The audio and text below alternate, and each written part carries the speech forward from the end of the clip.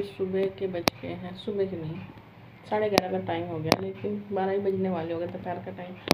लेकिन सुबह से काम में लगे हुए हैं और साथ में अपनी पानी की बोतल लेके कभी कुछ कभी कुछ। ऊपर से ये मेरा कैमरा ना ढंग से नहीं चलता, फ़ोन भी पुराना हो गया, क्या करें, चलाना पड़ेगा। और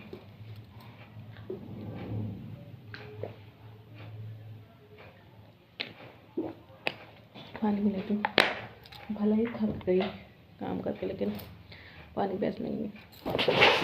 वो पुराना भी नहीं, 2 साल हुए उसके, बट फिर भी वो ये पानी में डाल दिया कभी कुछ, इसलिए ख़राब हो गया ये फ़ोन।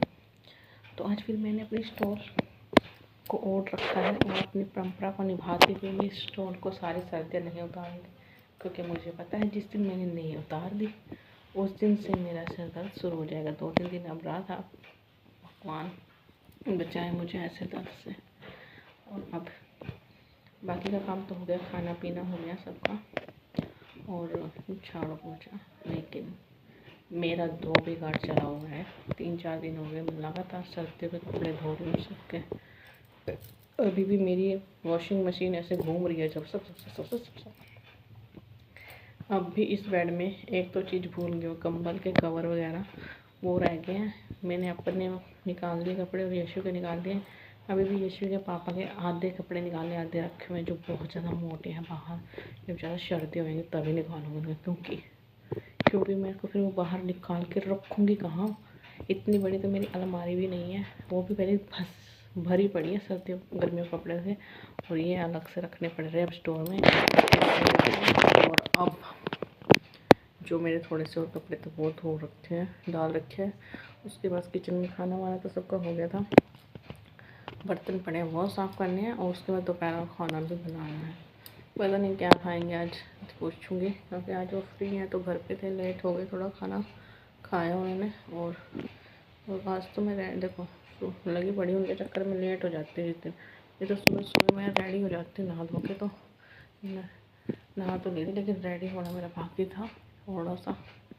मुझे अपना सजना सवरना, साजन पे मेरा सजना सवरना बेकार है वो। तो मुझे आज मैं आपसे लग रही है जैसे मैं पागल से घूम रही हूँ, और काम भी करना पड़ रहा है। तो काम तो होता रहेगा, एक चीज़ और करनी है जो दोपहर के खाने का पता करना है क्या खाएंगे। अभी स्टोर रूम में बहुत कपड़ों का ढेर लगता जा रहा है, हर रोज़ थोड़ा प्रेस करके रखती हूँ सब चीज़ें। फिर देखती हूँ किचन में मैं बाहर देखती हूँ किचन का बुरा हाल हुआ पड़ा, क्योंकि वो बर्तन साफ़ करने हैं। और मैंने अपनी वॉशिंग मशीन रखी, मेरे कपड़े कुछ रह गए हैं जो मैंने लिए थे लास्ट ईयर लिए थे। ये वाले जो सूट चले हुए बरबट की सिले सिलाई बहुत सुंदर कोट सेट वगैरह वो थे, ईजी में निकालने मैंने, क्योंकि ईजी में निकालने थे।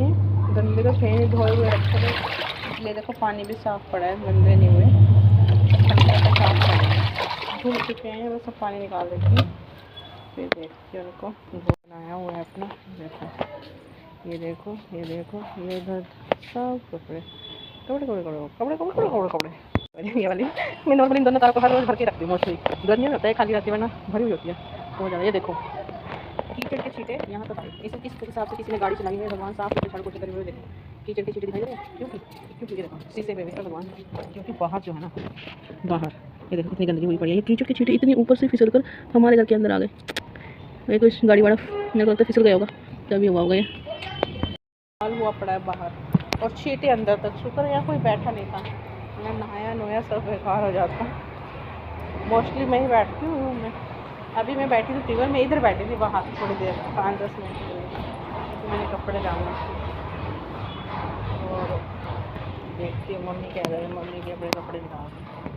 और जैसे ही मैं अंदर आई तो देखा मम्मी ने भी बेड खोल रखा है और सफाई कर रहे हैं बेड की, क्योंकि सर्दियों के कपड़े निकाल रहे हैं। तो बहुत ज़्यादा जैसे अंदर सामान बचा हुआ, कुछ पुराना, कुछ पॉलीथीन ये वो निकलता है, बहुत सारा सामान निकलता है, पुरानी चीज़ें। तो वो निकला, इतना कचरा हुआ पड़ा था। और मम्मी ने तो ये बेड साफ़ कर लिया, ये मम्मी का ही रूम था तो मम्मी ने अपना कर लिया। तब तक मैं आई बाहर से कपड़े वगैरह धोकर, तो इतना सारा कचरा मैं तो देख के हैरान हो गई, क्योंकि मम्मी कभी कभी किया करती है, बहुत कम।